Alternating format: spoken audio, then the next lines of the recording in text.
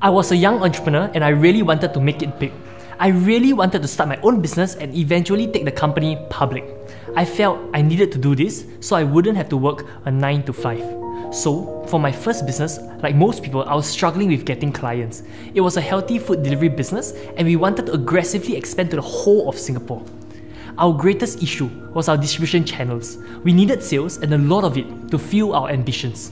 I spent hours and hours distributing flyers, but there wasn't any response. I didn't even receive a single call. I felt terrible because I knew that if I'm not able to get my clients, my business venture would eventually fall flat on the ground and I would have to let my partners and investors down. Everything was resting on my shoulders. I needed to make it work. The problem was that my delivery team could not possibly deliver to the whole country. Hence, we had to laser focus our market segment. We needed to be able to identify a hotspot of clients that we can concentrate all our energy into. Another issue was that we didn't have a shop front, so there's no way we were going to get walk-in traffic and no way to have our customers experience our food firsthand before the purchase.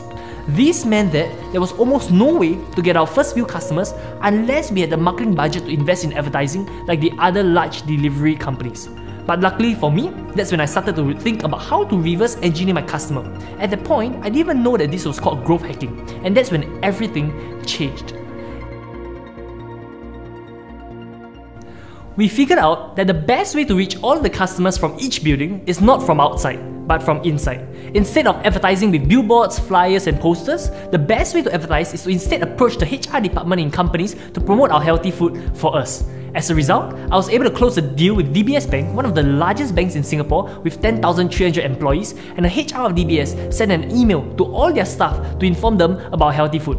And in the end, all of this means that we were able to kickstart my business and also my journey in entrepreneurship. Fast forward to today, I've successfully run 5 businesses. Right now, I run a coaching business with more than 1,200 students.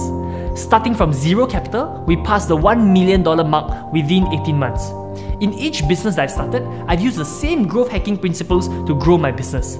For my coaching business, I taught my clients marketing and I allowed my clients to promote my programs. So it started spreading like wildfire. The more people I coached, the more people marketed my programs for me. The more people I coached, the more people marketed my programs for me. And in no time, I became the top Facebook marketing trainer in Singapore. When we do growth hacking, we're not talking about linear growth, we are talking about exponential growth. And in my webinar, I'll share with you my growth hacking experience.